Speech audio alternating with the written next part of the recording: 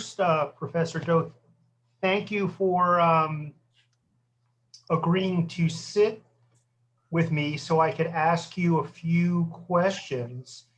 I have quite a few to ask, but I think after I begin, you'll begin to see sort of a theme.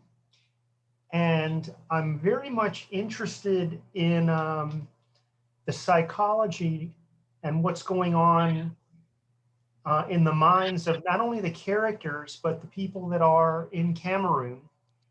And for the last, I don't know, maybe Dr. Indy would disagree, 2.5 or 3 years, I've spent reading much of your work. And I hope I can ask you questions, but I hope that they're ones that are, if there's anything too personal that you don't wish to answer, please beg off and say that's probably too much, or I cannot reveal, or whatever the case may be. So without further delay, let me begin. In one of the texts that I was working on, I commented that in some of my writing, let me back up, because I don't believe you would know of this. I've completed 5 chapters in what I'm working on will be a book that involves your work. And in there's still one more chapter to go. And I think the interview, we hope, will solidify that chapter. But I mentioned something called a perpetual tailspin. And the idea is, when did you know or feel or first recognize that Cameroon might be in a perpetual tailspin where things were confusing, difficult to reason their way through, and maybe not as organized as they should be? Well, Professor Fishkin, the truth is, I mean, our very history in itself spells the fact that there was confusion. Our very history in itself spells confusion. Initially, we had agreed Cameroon as a nation, is bilingual, and that has to do with what we, at the very beginning, were convinced was a federal system. But hindsight, you can see, when we look, we realize that President Amadou Ahidjo definitely tried outsmarting the English-speaking side of the country. And so from the very beginning, there was some kind of a chaos, because it is being said that we, the English-speaking people, came into the Union believing that, a gentleman's word is a gentleman's word. It would be honored. We had agreed to come together as a federation. But even while growing up as children, we were able to realize that there was something wrong. We were being encouraged to study French, whereas it was not the case the other way. They were not being encouraged to study English. I remember as a child growing up, there was a program on radio which was used to teach French, and my father, as a policeman at the time, was encouraged. I don't want to use any other word, but I think it's fair enough to say encouraged. So after work, they had to go and spend some hours learning how to speak French. To us as children, something was wrong, even though we were naive and innocent. And we then heard of the problems of the so-called maquisard going on. We were living in fear that, according to how these patriots were presented to us, we're living in fear that at any time we could be arrested in the bushes and carried away by these patriots who were being presented otherwise. So as growing up, we knew something was wrong, but we were not exactly sure. However, it became very clear when we started losing some of our major institutions, like when we lost PowerCam, which supplied us with electricity, that was major. UK just became nothing. UK was the dam that was used in sending us electricity. Cameroon Bank collapsed because of mismanagement. CDC became alienated. There are so many things. However, the tailspin, I believe, to me, we realized that everything was going, after Paul Biya came into power. Shortly after Biya, when Biya came into power, we still had hopes.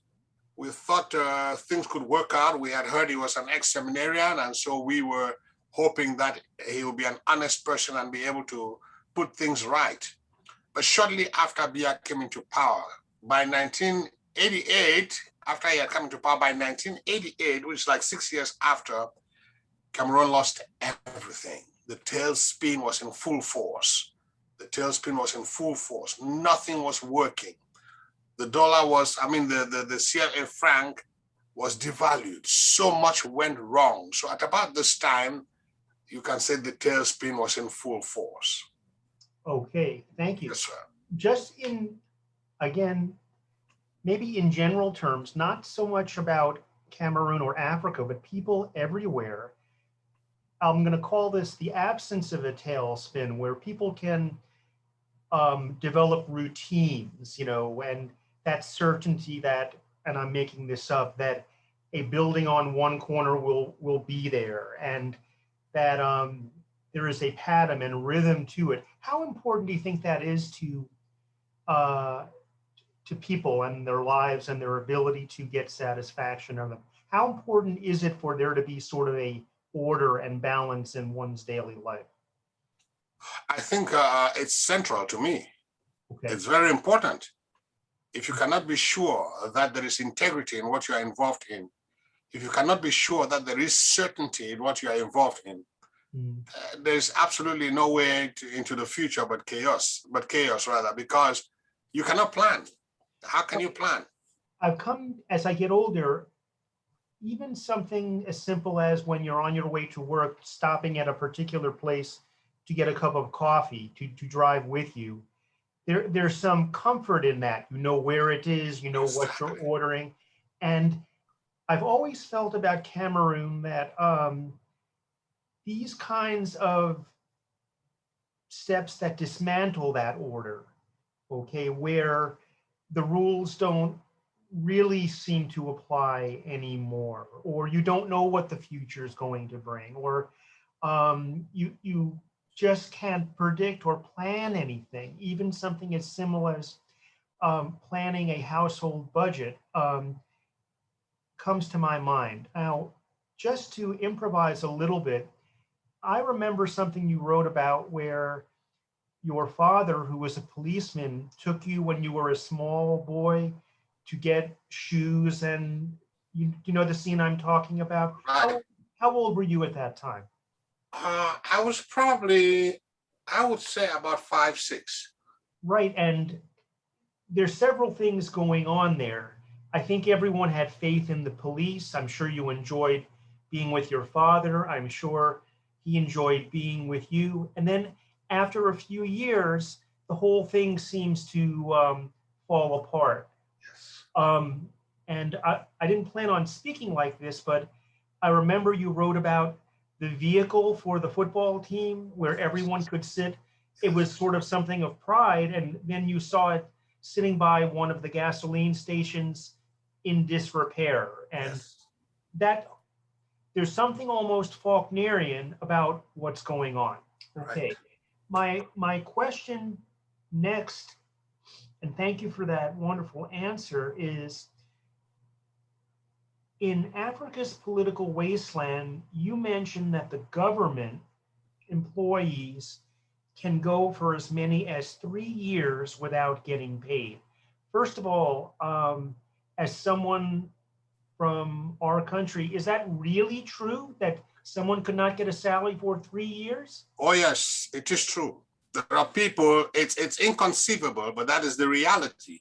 Especially students graduating, say, from one of the so-called écoles de formation. Professor Bildi is an expert in that, can confirm. Coming out of one of those schools of maybe magistracy or something, in the past it was stable, but we find a situation now where a nurse could graduate from the nursing school and will go for months without the salary. Well, how do they live and eat and feed their children? They get into debt. It's very unfortunate, but many of them, do whatever they can, scurry around the neighborhood, borrow things on promises, depend on, again, that's where you find the family structure in Africa as being somewhat really helpful, because they go living on dole, whatever family members can give, borrowing, hoping to pay back. And they usually talk about their grow low, when ultimately they have been able to succeed and a certain amount, which they consider a huge sum, comes in. That's the question we've all been asking. What does the government expect? You have students who come out of École Normale, there's the Advanced Teachers Training College, and they have to go for so long without their salaries. That's the puzzle I've not been able to resolve. What kind of a government is this? How do you expect your employees to survive? Family, children have to go to school, food, and all of that. It's typical of the Francophone system. It's typical of the Francophone system, because I remember in the English-speaking system, as soon as you were hired, by the end of that month, you received your salary. I was only a child, but these things were being said and we could hear, Yeah. So it's the pathetic truth about the situation. But when you say they borrow, from whom do they borrow? From banks? No, not from banks. Family members, friends, because even the banking system is not that credible. You might be able to borrow from a bank, but it's a very challenging feat in itself. How do you get to see the bank manager? How do you get to be able to arrive at this an agreement that you are borrowing from the bank? It's a ridiculous situation, but it's the truth. And am I correct then? If 3 years go by, then they would get 3 years worth of, when they do get paid, they would get all of it back? They will, yes, they will. But you would have spent almost half of it, if not more. Yeah. And even then, you have to be making trips to Yaoundé. You have to be making trips to Yaoundé to try and see how you can influence those who are responsible to see to it that your documents go through, like they say, because somebody could receive your documents and put it on top of his desk and forget about it. So you have to go to Yaoundé to try to get what would you call them now, messengers who go from office to office, or even the person who is responsible where you dropped off the documents to see how far the documents have gone. And I'm sorry to say, but it's the truth. It requires money. And that intervening, when you simply submitting the paper should be enough, but that's not enough. No, sir. No, sir. So, you are way away from the truth and realities. If you submit the documents and you go, the documents stay there. Right. I have an experience. You're not gonna believe this, but I once placed documents for recruitment into a system or a service, and because of advice I got from another friend or potential colleague, I was able to go ahead and bypass where I was supposed to drop the document first. I went ahead and dropped the documents at other destinations, and I got employment. I came with the so-called certificate de prise de service. I came with that document to where I had dropped my document at the beginning. So I was resuming duty, I could see my file still where I dropped it. Wow. And yes. And everyone knows of this system. It is not a secret of any kind. No, it's not a secret. It's not a secret any longer. Not any longer. It's not. In fact, you have to realize that you have to make frequent trips. You have to, kind of like keeping the kettle boiling. You have to make frequent trips to go see where it is, why it is there, what I need to do to, that's the painful truth. Ashamed of it as I am. Okay. This builds up to what I think is the larger part of my question. Do you think this is done, having all of this devastating impact on everyone? Would you say this is done for economic reasons to keep people in need? Or is it something psychological whereby it keeps the employee anxious or lacking in confidence or a little bit off balance? You see my question? Yes, I do. Okay. I do. To begin with, the first thing to realize is generally it's bad administration. Okay. It is bad administration. It is people who are not patriots. It is people who do not love the country, nor do they love their fellow workers. So they don't care. They do whatever it is to keep you in a submissive position. So it starts with bad administration, and then it spirals into total chaos. It gets to a point, it is so bad so that if you try changing the system, you are seen as the enemy. Yes. So I think it's just bad administration that, slowly segues into a chaotic situation and whichever thing is operating.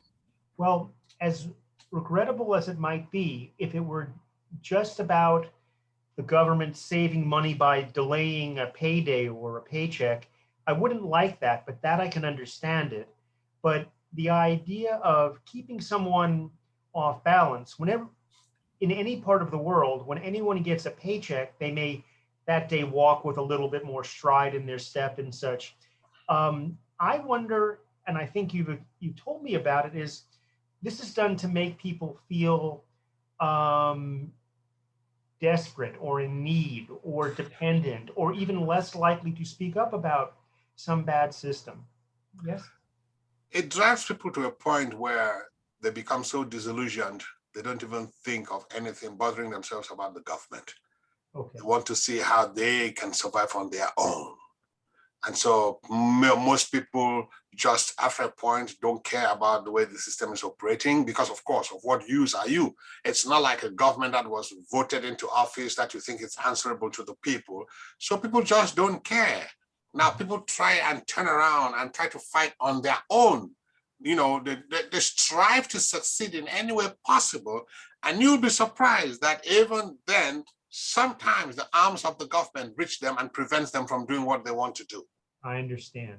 Okay, thank you so much. Now, yes, sir. Let's see. In your book, Anglophone Cameroon Literature, an Introduction, you mention Bull Butake, forgive my pronunciation, and his And Palm Wine Will Flow, where the mind focuses on treachery and the plight of the crushed, I believe. His work is described as portraying as follows, and I'm quoting, "No longer has a system nor a vision, as chaos now reigns supreme instead. It's a society with only a few sane people." And this is similar to what I said before. Do you consider this chaos and absence of routine to be intentional? Is it really the purpose and desire of the government to strip its own people of their sanity? Well, again, like I said, there is the absence, the lack of goodwill. These people, and that's the plight of most of our African nations. These people are not elected into offices. President Biya was virtually imposed on the people by Amadou Ahidjo. Amadou Ahidjo, his predecessor, was placed there by the French. So they're not answerable to the people. They do all to fill their pockets, and they don't care about the people. They do not care about the people, else they will not manage the country the way it is. So it is kind of a blind situation. They just don't care. They want to be in office. It is such a ridiculous situation that they think because they can go on having money, they don't care about the rest. Mm-hmm. And the rest whose sanity suffers, there really aren't much in the way of mechanisms to help people who are having problems. Absolutely. Where do you go? Who do you go to? You go talk to let's say a senior district officer who was placed there by a governor. You talk to the governor who was placed there by the president. He's answerable to the president. He's not answerable to you. So of what consequence are you? He has to answer to the president to see to it that he does not lose his office.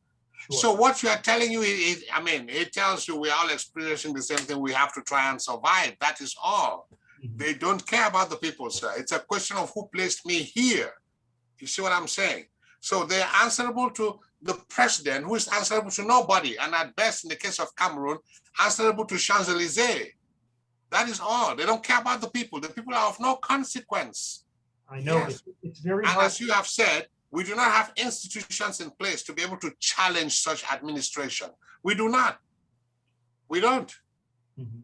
So you see how frustrated we can become. Sure, sure. One of my professors when I was in graduate school said that an artist's job is to sort of take chaos and try to create order out of it, whether you were a sculptor or a writer or a poet. I agree. And I see that, you know, these characters try, or they would like to make something more orderly, but they just can't seem to do it. I'm reminded, for example, of one of your characters. I think it's in The Fire Within. Could use some treatment at an emotional or mental hospital, but it's the only one in the country. It's a Yes. distance away, and it's in French. It's like, what is a person to do? There's really like a dead end, sort of. Exactly. Okay. Now, Exactly. let me get a little bit more specific. If you think about those first 3 or 4 questions I asked you, this idea of turbulence, chaos, disorder, lack of balance, that's the heart of what I want to write about. And now I think I'm going to find, or at least I hope so, a couple of more specific examples. In Nomads, you mentioned a couple is out drinking at a local nightclub at 1 in the morning, and all of a sudden, without warning, they find themselves pulled out onto the sidewalk by a newer edition of the police force. I interpret that to mean a police force that's very different from the one your father was part of, but they seem to want to just make their lives a little bit more difficult, and they're looking for identification papers. I'm sure you know the scene I'm talking about. I can remember. This lack of sturdiness in the administration affects people and makes them really not want to take chances. For example, I could see the couple saying, let's not go out dancing at 11 o'clock, but we'll go to have an early dinner at 6. So by 10, we're back at home, for something like that. George Orwell in Animal Farm states that people all cowered silently in fear, seeming to know in advance that something terrible was about to happen. Do you think maybe in some ways Orwell in perhaps the 30s was successfully anticipating what's going on in Cameroon? And do you think of your novels to be dystopian in the same ways as his were? Yeah, to begin with, a newer version of the police force. Let me start from there. Yeah. When we were Southern Cameroons, we were proud of the police. I was brought up as a child understanding that the policeman is your friend. At age So, 5 or 6, is that correct? oh yes, oh yes. I was brought up understanding that the policeman is your friend. I'm telling you the truth. And that knowledge rescued me once when I was in Nigeria, when there was nobody I could go to. I was visiting Nigeria with my wife, and there was nobody we could go to get directions. I saw a policeman, and I remembered that fact. I walked up to the policeman with my wife. I said, sir, we are visiting, and this is what we have heard is going on. I need directions to the Cameroon Airlines office. It had moved. You could not go to any other civilian. You could only go because there was a myth going around at the time that if you answered questions from a stranger, then your private parts would disappear. Okay. That was a serious going on at the time. So we were afraid, and the people will attack you if you came asking a question. So when I saw a police mobile wing officer then in Lagos, I was able to walk up to him. I explained myself to him, and he gave us directions. Now, yes, the problem is that dystopia pointed. Yes, I talk about verisimilitude in trying to create my works. The need for it to be close to life. The situation is itself is dystopian. We don't seem to have a future until something happens. We don't seem to have a future. I can assure you, I would not be out of my country if it were what it used to be as I was growing up. You know, So that chaos, it's up to you, I would say, if you want to draw that analogy to Orwell's dystopia, and okay. But yes, I am able to, in my works, I'm able to realize there's little hope out there, but for the fact that something must be done. And if you look at what is happening now in the country, it got to a point when the Anglophone population said, no, enough is enough. We can no longer take this. It started with the lawyers protesting, teachers joining, and now the entire country, virtually the Anglophone part. That is to authenticate the fact that from back then until the present, things have not changed. Mm-hmm. And what Orwell says about people sort of cowering in fear, almost anticipating something bad's going to happen, but they don't know quite what. That's not an overstatement. There's an accuracy in that, yes? There is an accuracy in it, but the difference, we have to be very honest here. The English-speaking side of the country, especially the Northwest Province, has not cowered in fear. If the country was responding the way the Northwest Province in particular has been responding to what is happening in Cameroon, there would have been a change a long time ago. Okay. So the Bamenda people are able to pull along, and I think I'm being very fair here. They would tell you, even what the so-called multi-party politics and all whatnot, most of it has started in Bamenda. And that is why we were the ones in the early 90s who suffered from the state of emergency, because we were the ones trying to bring about change. So yes, Cameroonians have been long, they've taken too long in coming against, standing up to the regime and all what is going on. But I think I am fair when I say the Northwest Province has not cowered in whatever situation. They have stood up to try to turn the tide repeatedly. Yes. Professor Doh, when you mention about the change in the police force, I'm only guessing here, but am I correct that when you went for your education in Nigeria and came back, is that when you noticed first this tremendous difference, or was that at another time? No, I had noticed the difference earlier on. Okay. Earlier on as a child.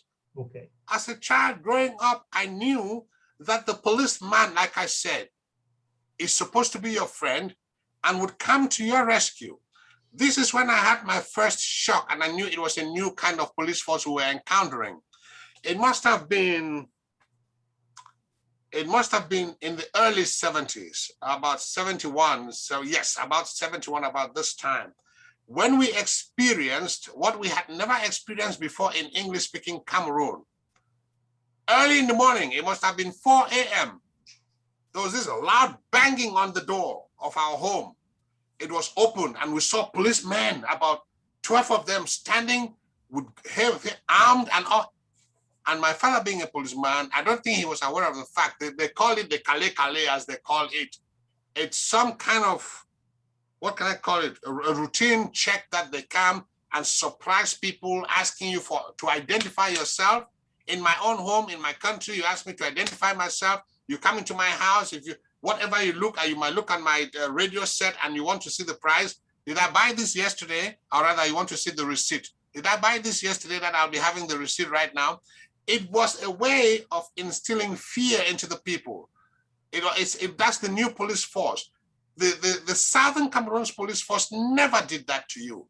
Even when you were to be arrested, they came with their warrant, asked you politely for identification, and asked you if you could walk with them to the police office. We were not afraid of the police. Sure. But at this time, after the Francophone police were transferred into English-speaking Cameroon, we started living in fear, some kind of fear of the policeman. We started living in some kind of fear. This was a new kind of police force that was brutal, that did not consider you a criminal before he could authenticate or verify. Something was wrong, because that's not the way Southern Cameroon's police force was operating. So by going to Nigeria, I had already had that experience, because most of Southern Cameroon's police were trained at Ikeja, Lagos. Okay. I'm going from my memory that it said that when you went to Nigeria, they sort of did you a disservice, I should say. And the disservice was they got you used to a system that seemed to work as things ought to work. Am I quoting you more or less correctly? You are correct, sir. And then you have to come back, Yes. and that that must have been quite difficult for you. I must give you this. I mean, you are very correct there, because I went to Nigeria. I was blessed to study at the University of Ibadan, and I was able to see when they tell you, go get your student ID. You went there, they were told, go pay 2 naira here or 3 naira here. You paid it, and immediately you received your identity card. You were told to go to the exams office, you will get your transcript. You go there, your transcript is given you. You come back after graduation, you need your certificate, and they say you have to go to records. You go, records gives you without you having to bribe somebody, without you having to go and come before you understand that they wanted you to bribe. You know what I mean? Sure. I experienced that in Nigeria. And when I went back to Cameroon, it was a whole different system. It was students were frustrated. You had to bribe to get things you needed. And I'm like, no. That is why I have a poem. At one point, I got very frustrated and I wrote, I think it's in Wading the Tide. I said, where I do not belong. I wrote that poem, where I do not belong, because of my frustrations with the entire system. There are rules in place, but they were not being followed. And I'm like, I cannot fit into this system. I wrote that poem as part of that volume. And shortly after that, I left Cameroon. How hard was it? I know it was hard already from your reading, but say something about how hard it was to begin your academic career upon returning as a brand new professor. To begin with, Professor Fishkin, getting a job was almost impossible. I was about 29 when I returned with a PhD, getting to 30, and many of them considered me too young to have that kind of a degree. I, in fact, remember one person asking me if I meant I was a medical doctor or if I had a PhD. I said I had a PhD. And so there is, like I said, you cannot just go to a university and apply. You have to wait. I don't even know who advertises the position. And then the procedure, can you believe, I give you an example. In trying to get my job from the university, I was asked to bring my defense report. No university on earth asks for that. Okay. Nobody asks you for a defense report because your defense report is the private property of the university from which you are graduating. Okay.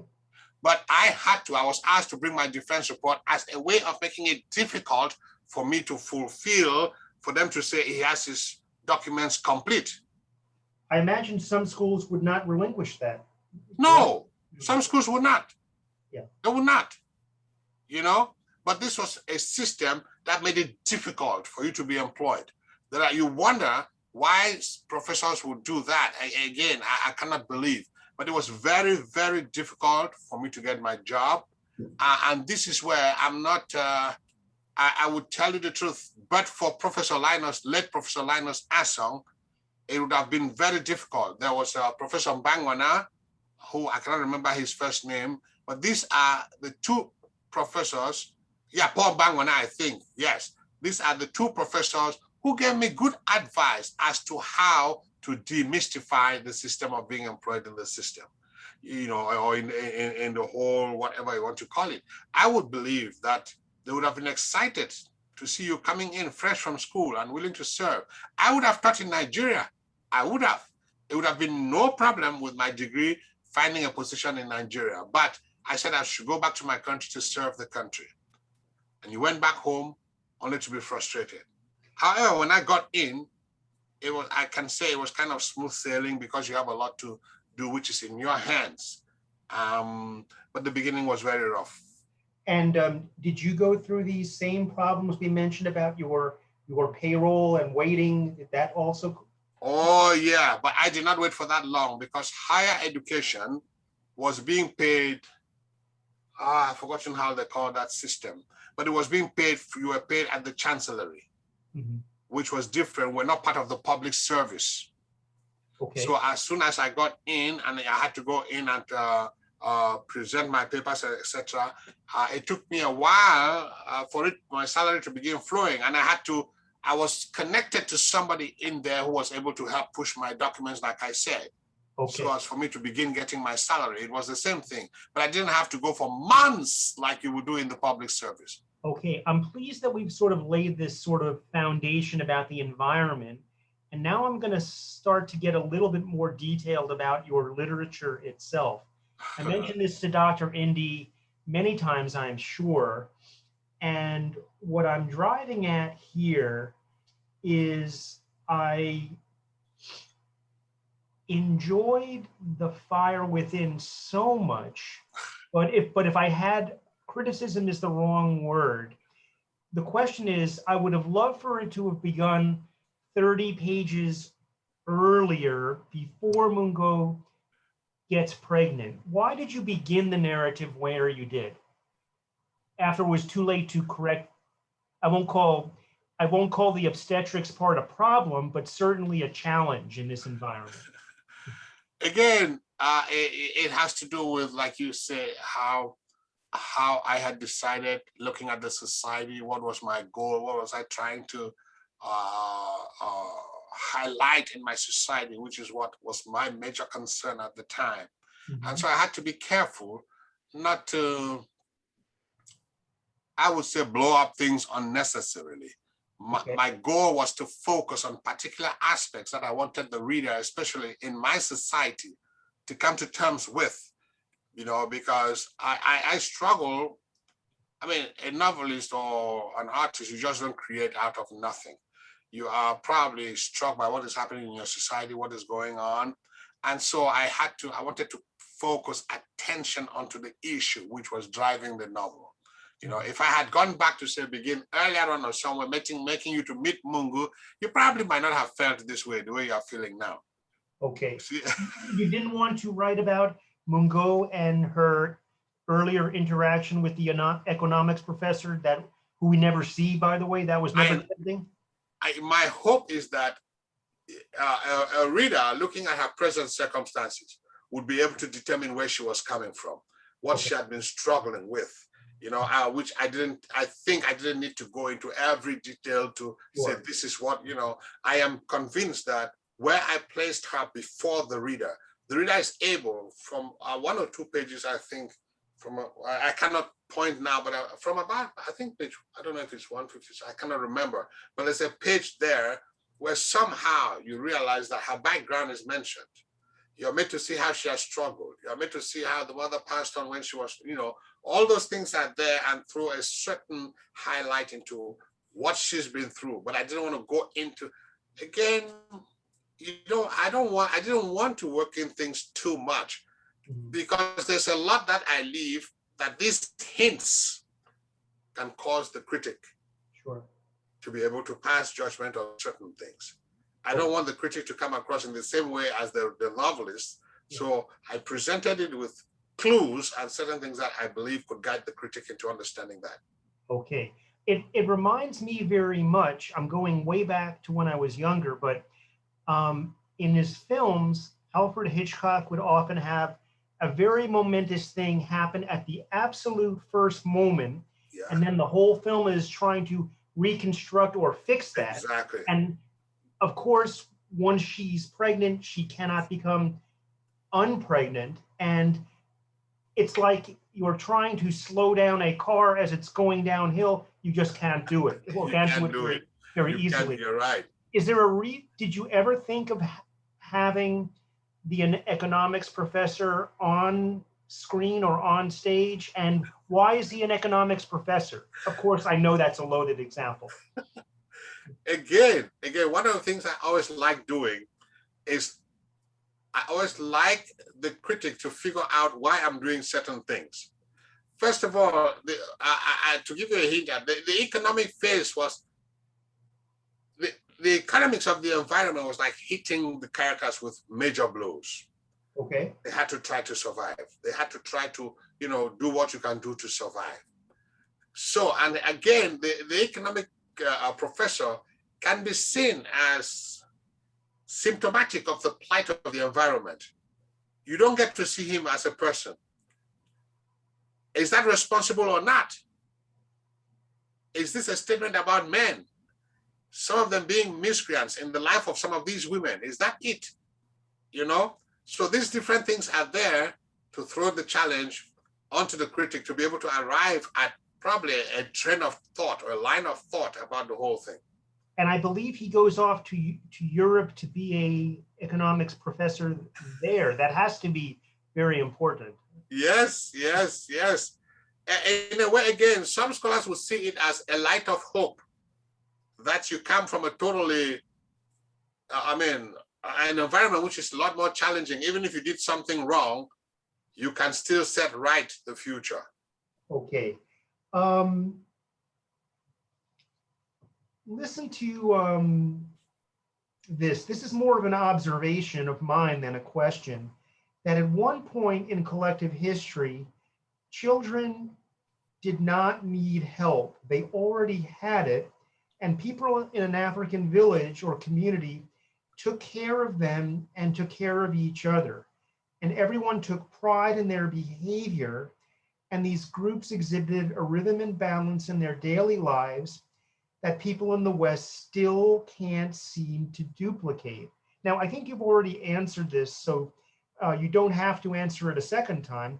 But my big question is, what happened to this balance? And I seem to remember one of your characters, older people looking at younger African people saying they're not speaking correctly, they're not behaving correctly. Young women will go to a funeral dressed in a way that's they're more interested in meeting young men their own age. This kind of balance, is this something that has just chipped away at over time, do you think? I think the colonial encounter has done a lot of damage to Africa's cultural integrity. Okay. A lot. And even if you look at it, globalization is still going on the same trend. With globalization, you see now children are exposed to social media that portrays Western values instead of our traditional values. You know, respect for the elders, decorum, and all these things were part of our culture. And as we grew up as children, we learned from our elders, but it was no longer exactly the case. In fact, nowadays, because of what children see on television, on different aspects of social media, they sometimes tend to question some of our traditional values, which, in my opinion, are values that were envied by Westerners. Sure. The family structure, the respect we have for elders, which does not seem to exist in the United States any longer. Because I talk to people, for example, and they tell me, oh, it used to be like that. And I'm like, what happened? What happened? You know, the values of, for example, the way we take care of our elders, we don't yet have homes for elders on the continent. And let me say, at least Cameroon, I know that for certain. Okay. Because the children rival each other. Who's going to take care of our father who is aged? Who's going to take care of our mothers? You know, but this is beginning to, I am afraid that a lot of Western values are creeping in on the continent. Mm-hmm. And it's affecting what was Africa's original cultural integrity. And it's been steady over many decades. Am I correct to say that? Yes. Okay, good. It's been steady. It's slowly inching in. It's slowly inching in. Okay. You know? This next question is more about your own writing style or your writing emphasis. In Boundaries, Mola Ngomba has an unexpected flare-up that causes him to grab his walking stick and walk out of what should be a very happy occasion, the intended marriage of his daughter to her boyfriend. Yes. It is symptomatic of a place where I think narratively, or maybe in reality, a person just can't predict what's going to happen. What should have been, I think, the most effortless, almost routine issue becomes a big problem. This happens again and again in your novels. Are you being too hard on your characters, or is this simply the way of the modern world where something terrible without warning, like a tremendous storm, can wash over the characters? Is that the way of the world, or do you, for some reason, want your characters to have to endure something like that? I think it is the tide of events in our lives today as Africans. Okay. Our lives have become really complicated. Like I pointed out, it's no longer our cultural values only that are guiding us. Mm-hmm. After the colonial encounter, there are Western values that have come in. I mean, you realize that I'll give you an example. The borders between Cameroon and Nigeria is so arbitrary that a cousin is in Nigeria, in Ekok, Nigeria, the other one is in Fum, in Nigeria. Okay. These are all conflicting situations. Okay, in Cameroon today, why did I even go to Nigeria? In Cameroon, you have Anglophone Cameroon and Francophone Cameroon. The cultural values between the Douala and the people of, say, Boya, Victoria, or they call it today Limbe, but they are close. The Douala people and the Bakwarians, their values are similar. Mm-hmm. Okay, but now we can no longer function like the people we used to be, because the person in Douala comes across as a Francophone with his allegiance supposedly to France, and the person in Limbe or Victoria or whatever comes across today as an Anglophone with values or some values from England. So there is this friction that is coming in your identity as a person, even as an individual. Am I an African? Am I following my traditional African religion? Or am I subject to some Western religion that took place after a certain time in my life? You know, so it is, to me, where we find ourselves, the frustrations, these conflicts that are there. There were Cameroonians who were killed because of their allegiance to the Germans. Mm-hmm. They were.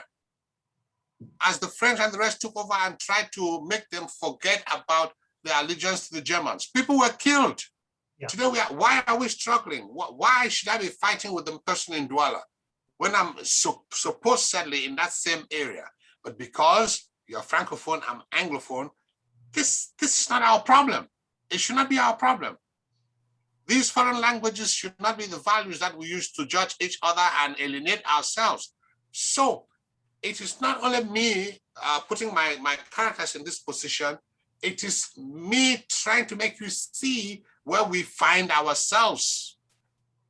These conflicting values visited upon us by different people, so to say. And you find yourselves in this tremendous difficulty. It's not so much a literary device, but it's almost like a form of journalism. Am I correct to say that? There are areas where I use it as a literary device, but again, I don't mind if you see it as a form of journalism there, but it is the truth because, I mean, literature captures life. Okay. One of my favorite characters that you write about is the character of Mabel in The Fire Within. And I want to ask you this question. We spoke about earlier on about chaos and lack of balance. She seems the only one to really have a plan and implement it. I imagine she has a very good business sense as to what to do. She saves money. She furnishes this apartment for her and her younger, I believe, stepsister. Yes, there are bumps in the road, but why is she the only character that I can note that has these traits? Why does it seem that she is the classic example of someone who is slow and steady winning the race? And she doesn't seem to have a peer that I can see anyway. Even with all these difficulties, you have to encourage society. You have to show the way. Yes. Even if it's only in Mabel's character. Okay. That there can be success. This is what it could have been. And there's one person who has struggled to make it, even with these difficulties. Those who are making things difficult should also learn that this is what their society could be like. Okay. But unfortunately, because of their activities, as you are saying, you realize it's only Mabel who is trying to make it. So as much as you are presenting what the society is, you want to present what it could be. Mm-hmm. I don't know if I make sense there. I think so. Was it necessary to have her involved in an automobile accident? Or is that just to show how, even for those who are prepared, bad things happen? It is to show that certain things, bad things could happen. You're right. I agree with you there. Okay. Very good. Listen, as far as religion, um, it comes up at least twice, once in Mhm. The Fire Within and once in Boundaries. Of course, one is the Holy Rosary Craft Center, where the young girl gets really no information about her body or reproductive health or things of that nature.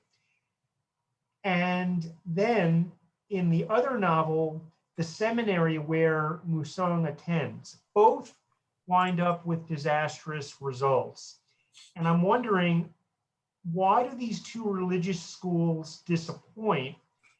And does this have something to do with colonialism? The thing to begin with, if you look at it, there is the goal, the idea that you want to challenge yourself. They claim the idea most foreign religions who are present in the country claim is they want to try to assist the people. Uh-huh. And after these foreign religions or characters leave, the local characters come into play. But then, when somebody like in Boundaries, when Musang, like you say, fails, the problem I am struggling to deal with here is, especially in Musang's case, is the training being disseminated or passed out to the potential seminarians. How helpful is it? Because as you would notice, I would think the seminary should realize, and the seminary knows, that these seminarians are not all likely to become priests. So my idea mainly is to point out that something should be done about the kind of training they are given, because they work towards a degree in real life. They work towards a degree. And should something go wrong and they are unable to become priests, they should be able to find some kind of employment, even if it means only working with Catholic schools.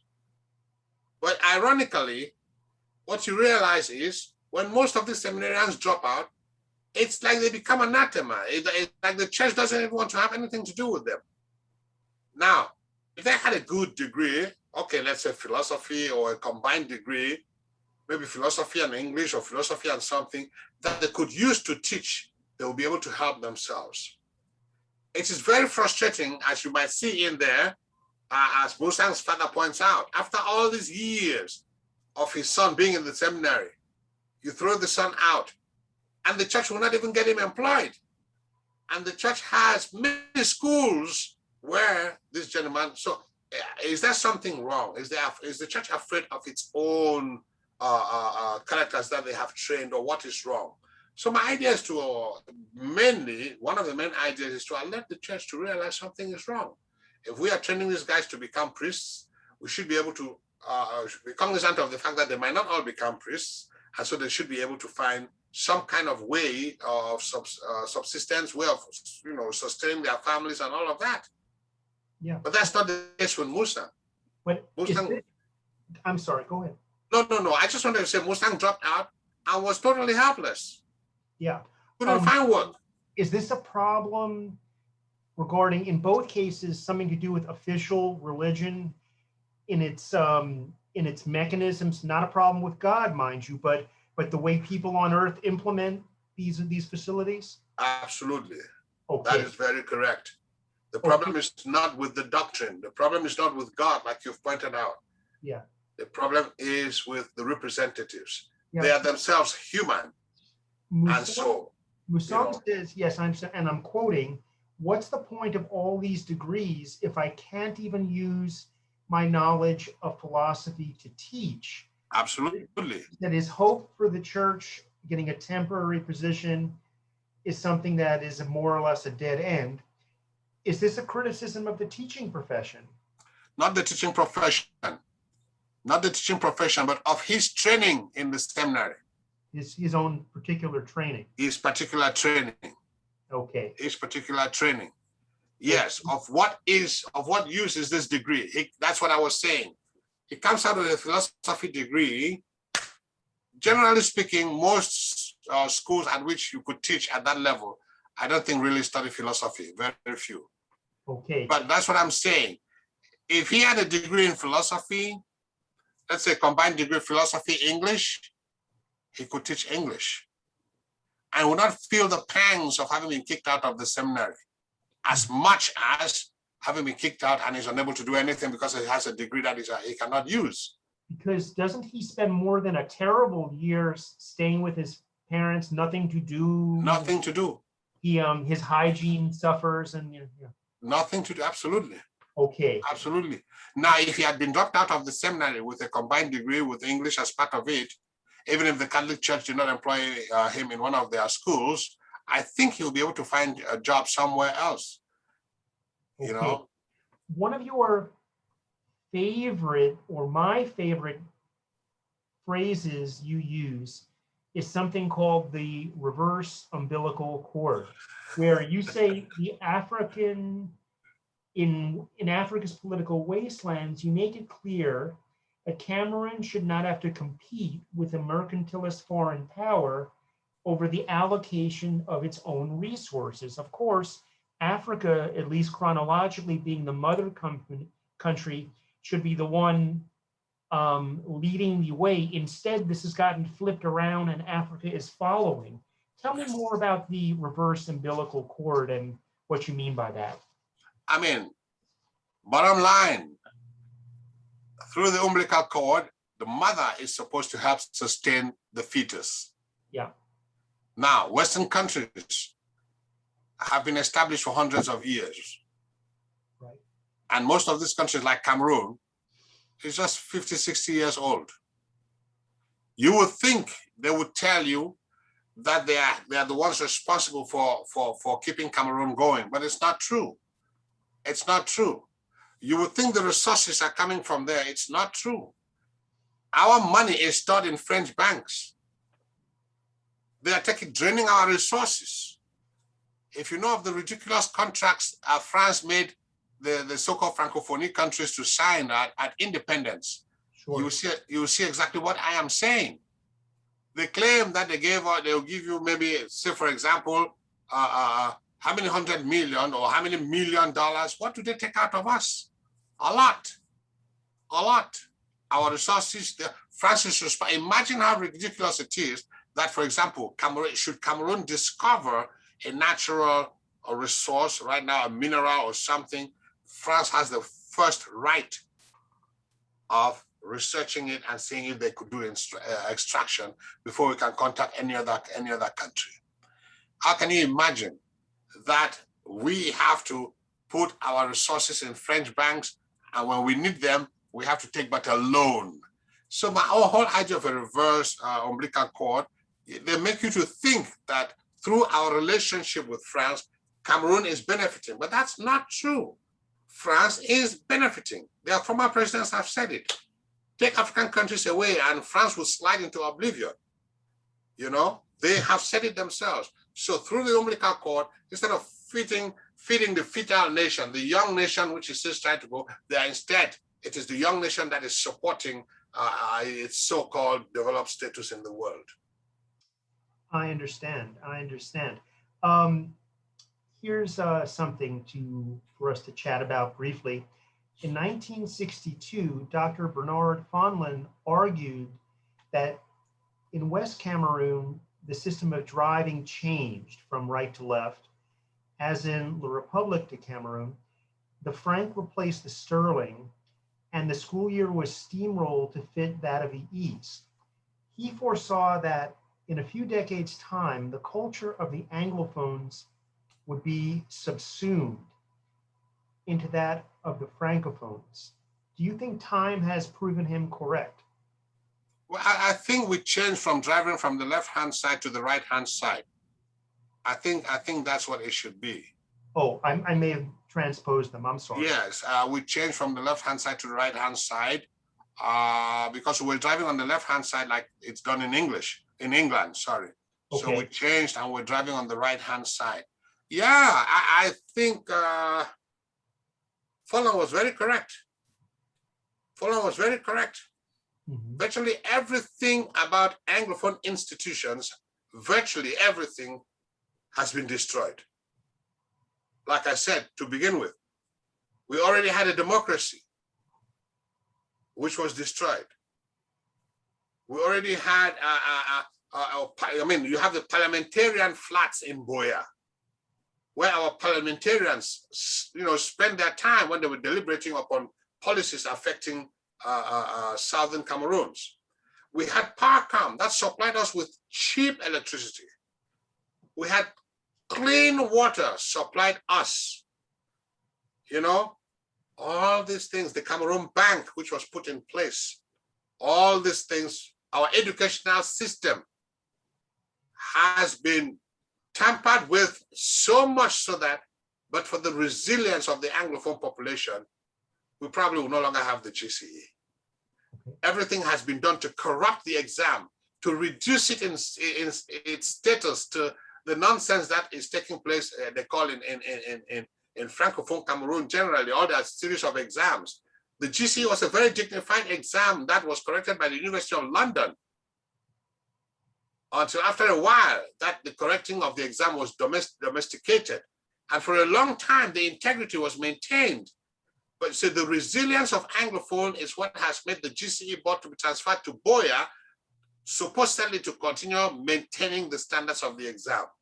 Fallon was right, but for the resilience of Anglophones, we will not be existing today. We will not, that had been the plan of the Francophone regimes, to wipe us out.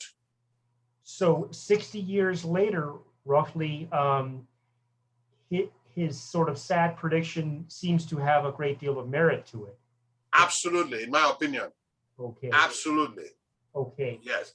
And that's why we are experiencing a near war situation today, because we want our institutions maintained. We want our institutions maintained. Okay. For those who are spiritual, the famous poet Beit Bisong, I'm quoting now, grieves the reversal of religious order. I think this relates to what I said before about the religious institutions. No longer are people in society willing to be quiet, humble, poor, modest, and genuinely God-fearing. And in the Obasanjo Warrior, you talk about evangelists who have lost their way, just as Africa has lost its way.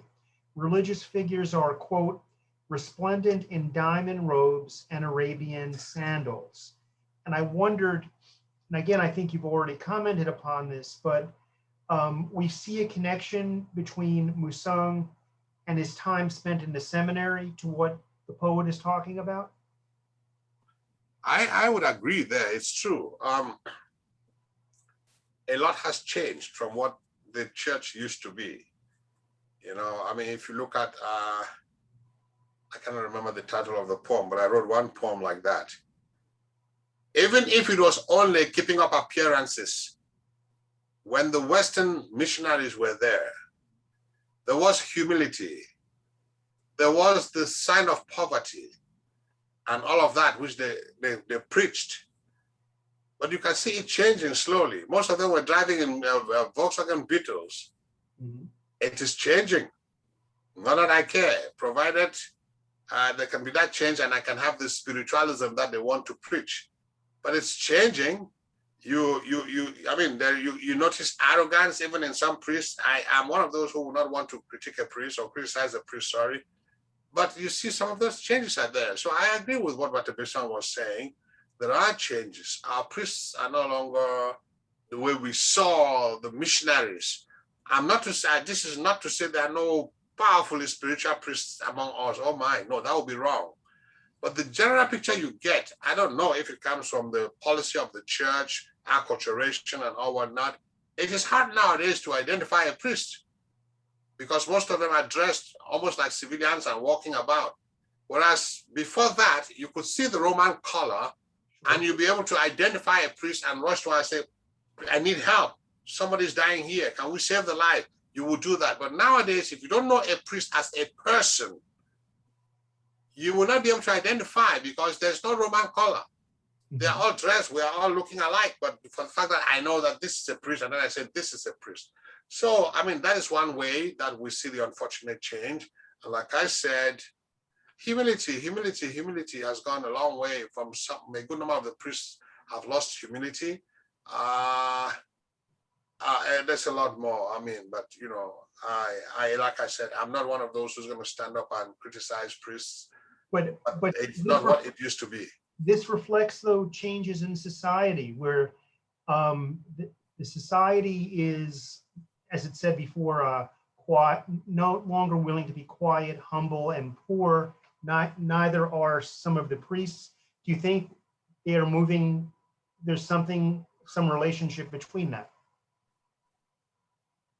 It would, I think, if I understand you well, the idea of people no longer being willing to, nowadays there's something you might realize, I don't know. In the past, people could not answer back to a priest when a priest spoke because of the level of respect that they held for this man of God. But now you have people opposing priests openly until the late cardinal was even, what was the word I'm trying, kidnapped in Cameroon. Those are things that could not happen in the past. So yes, there is this awakening in the people who are beginning to realize something is wrong here. Something is wrong here. Probably maybe the missionaries of those days were manipulating us in one way or the other, or what is happening. But like I said, when you compare the priest today and the priest yesterday, there's a lot of similarities, but there are also changes that are coming in. Okay. Somebody would argue that there's bound to be change because time is going past and a lot is coming on. I don't know if that answers your question. Otherwise, I think it does. Okay. So. I just have one or two more points to cover. Here's one. In Africa, countries such as Gabon, Equatorial Guinea, Angola, Uganda, and the Republic of Congo each have individual leaders that have been in power for, at minimum, 34 years. Now, about 3 years ago, when Paul Biya was elected, that was his 7th term in office. Can you say something about these long terms and what is it about Africa that causes them to happen? I doubt that he was elected to begin with. I understand. I mean, he manipulates the elections. There is rigging, so he wins. That's the bottom line message. The unfortunate thing, like I said earlier on, especially in Cameroon, we've never voted for a president. The presidents have been placed there. The French imposed Ahidjo on Cameroon. And after Cameroon, Ahidjo manipulated the constitution to get Paul Biya into office. Mm-hmm. And right now, as I'm talking to you, if you're not careful, Paul Biya's machinery is manipulating the system to get his son to come into office. Okay. They've given him, they've claimed he has his own party. But that is so that when he comes into power, they're not going to say the father has placed him in office. They're going to say he had his own party, he campaigned, and he won. All of this is the corruption. So again, African leaders, they have no agenda for their countries, especially, there are exceptions, of course. There are exceptions and they've proven themselves. But most Francophone countries, the leaders don't know what they are doing. Cameroon, let me speak for Cameroon. Probably I shouldn't be generalizing, but look at Cameroon. What have they done? What has Paul Biya done in office for over 36 years? Nothing. Even his own people are the ones saying, Francophones are the ones saying, the worst thing to happen to Cameroon was Paul Biya stepping into office. Mm-hmm. Has not, even Ahidjo, when Ahidjo was there, Ahidjo had something he used to call a 5-year development plan. That was showing somehow he was thinking of the future. Biya has had no such thing, sir. He has had no such thing. His goal has been stay in office for as long as I can and put my people, the Betty people, in powerful positions so I'm protected. Isn't there at some point, not just with Paul Biya, but where these leaders would say, you know, I've been in power for more than 2 decades. That's probably enough. And it's probably best to hand the reins. That is not part of the thinking at all. Only somebody who has his country at heart would think that way. These are selfish kleptocrats. They are there just to steal money and bank it for themselves and their families. I mean, otherwise, how do you explain Ufa Boigny building the cathedral he built in his country? And he said it was his money. How many people can come up with such money as an individual, a politician for that matter, not even a business person? Paul Biya has been in office for so long. As a right-thinking person would say, like you said, I've been here for too long. Let me step down. Instead, children have been slaughtered by his Gestapo. Children have been slaughtered, killed for no reason, to maintain who in office? A president who cannot even walk. To keep him in office for what? And there are people benefiting from the corrupt status quo who are doing all to maintain him there as a figurehead. I don't think it's Paul Biya who is running Cameroon right now. I don't think it's Paul Biya who is running Cameroon. He has a system in place that is maintaining him, propping him there so they can be doing what they want to do behind. And unfortunately, Cameroon is so divided that we cannot come together to oust him. So it's, to me, a very unfortunate situation. There's corruption, there's lack of patriotism, there's intimidation and fear. All of this is responsible for this. I mean, look at Sankara. When the late Thomas Sankara was there, you knew this was somebody who loved his country. When the late Jerry Rawlings was there, you knew this was somebody who respected and loved his country. You could see Sankara's plan for his country, so much so that the French could not withstand him. They had to have him eliminated. You know? So the bottom line is, most of these people who are imposed on African nations, especially by the French, they have nothing to answer to the people. They answer to Champs-Élysées. That is their plan. That's why they call them every weekend like kids, and they run to France to go listen to a kid like Macron giving them guidelines. That's where they answer, not to their people. If they were answerable to their people and to their country, you would see them striving to improve the lot of the people. Cameroon doesn't have potable water right now. It's a disgrace. That's a country that had clean water. We never dreamt of it. Electricity is being rationed in Cameroon. What is wrong? If you had a right-thinking president in office, the basics, electricity, water, roads, the basics he would try to put in place. But they're just there, imposing on the people with an uneducated military that is sent out to go and kill the people, and they don't seem to care. It's very unfortunate. How can we have a country without clean water, and at the same time a president who will go to Geneva to I think a very fancy hotel? I mean, how is this possible? Or have you already told me so? That's the paradox of our existence. And what baffles me is the so-called international bodies are there. But because they are all corrupt, they don't seem to bother. They have been killing people in Cameroon, Anglophone Cameroonians, for about 4 years now. The United Nations has done nothing beyond lip service, you know? So you ask yourself, you realize that, unfortunately, Africa's corruption is so obvious, but at a larger scene, there is frightening corruption going on the ground. When you want to talk now, they're going to tell you all the red tapes with whatever, this has to be done. People are dying every day. What is the United Nations supposed to be doing? African Organization of African Unity, or whatever they call it today, African Unity. What is it doing? Nothing. Innocent men, women, children have been burnt in their houses. Paul Biya doesn't care. At his age, he has never cared.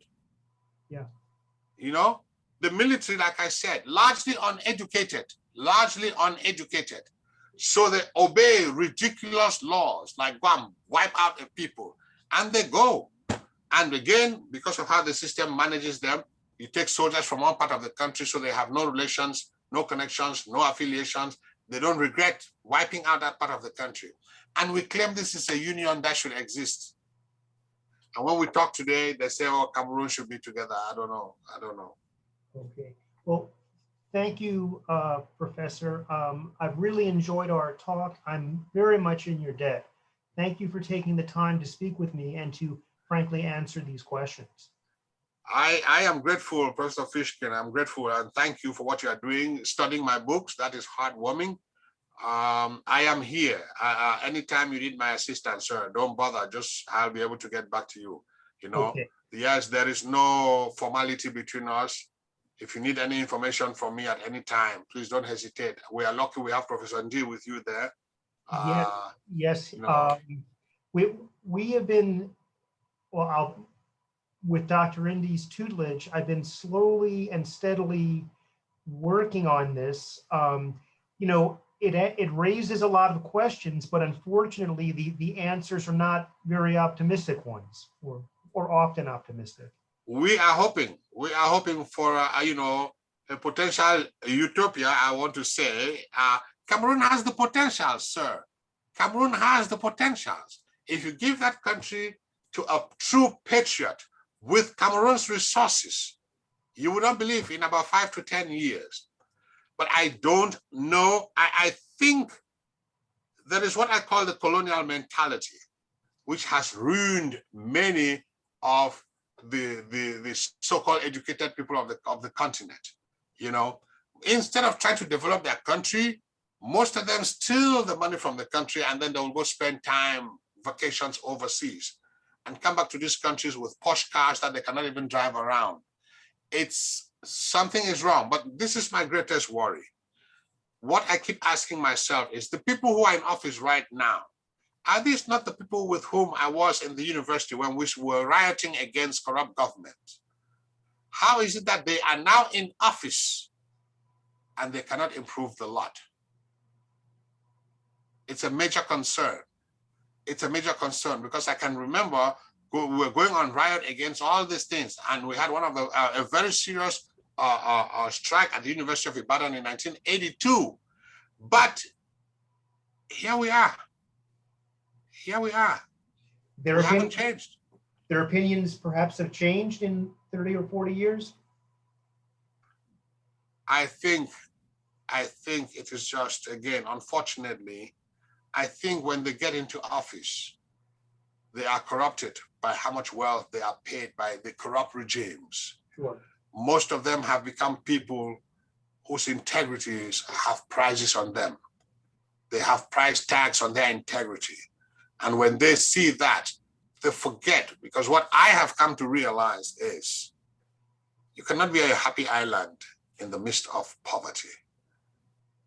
But you can transform your environment as such that everybody has a modest amount of what we all need, and we would all be happy.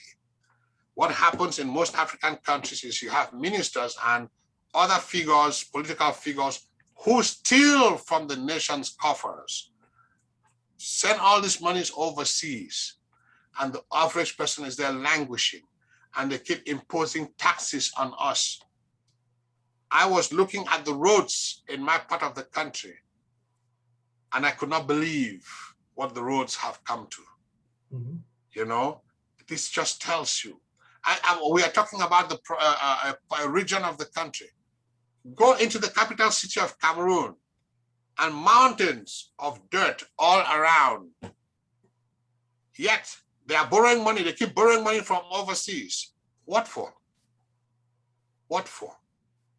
When are they going to put in place an effective system that runs itself? And that is our bane. Most of us in Africa think Cameroon cannot work without beer. Cameroon cannot work without ahijo. No. What we need to learn is to put systems and not people in place. When you have systems in place that run themselves, A is going to come and go, B is going to come and go. And without that, are you surprised to hear that in Cameroon, for example, you can go to an office that you want a driver's license or that you want an ID card, and somebody would tell you, okay, the officer in charge is not there, yet you have substitute and other kind assistants and all whatnot present there. But because if you step in and give out the document, he has missed his bribe that he was going to take. Okay. So you cannot do that. And so he tells you he's not there. You have to come back. This is the Cameroonians' time being wasted. Being wasted. Here in the United States, you go do your driver's license, you do your behind the wheel, it's going to take you maximum 2 weeks, maximum of 2 weeks. Your driver's license will arrive at your home address. Yes. That's because you have a system in place. It's not the person, it is the system. This is what we need to do on the continent of Africa. And hopefully, some of us are going to try. Maybe we hope to return to that and see what we can do before our last days. You know, it's very unfortunate, but it has to be done. Okay. Thank you again. I appreciate you. And I think that brings our talk to a conclusion. I don't know if Dr. Indy